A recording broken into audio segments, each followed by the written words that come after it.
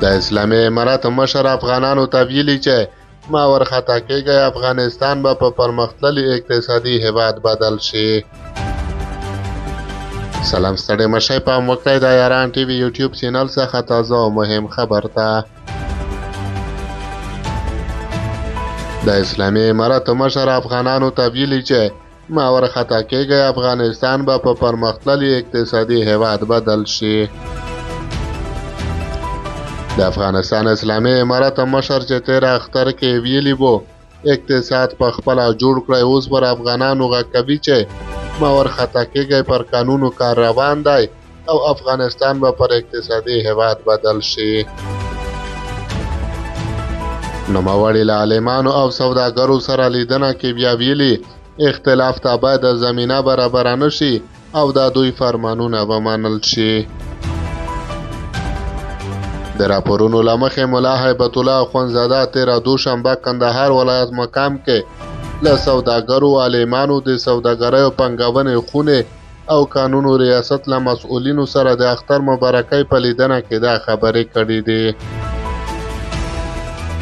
نوموړي د عالمانو او سوداګرو د رول په ستایلو سره ویلي چې خپل منځي اختلافات ته باید لار برابره نه شي او د دوی فرمانونه عملي او اطاعت یې وشي. ښاغلي اخوندزاده د تېر اختریز پیغام کې هم د خپل منځي ستونزو پر نه پیدا کېدو ټینګار کړی و او هم یې ویلي وو چې خپل اقتصاد او هیواد په خپله جوړ کړئ.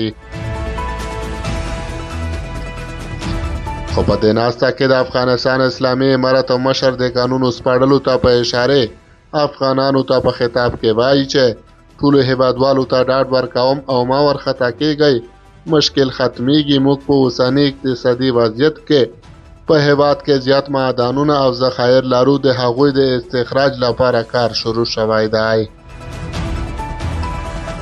افغانستان به د یو ځورېدلي حالت څخه راووځي او په یو پرمختللي اقتصادي هیواد به بدل شي. د نوموړي په خبره د قانونو او معدنونو پر استخراج کار روان دی او سوداګر پر قانونو سربیره صنعت او کرنه کې پنګونه کولی شي.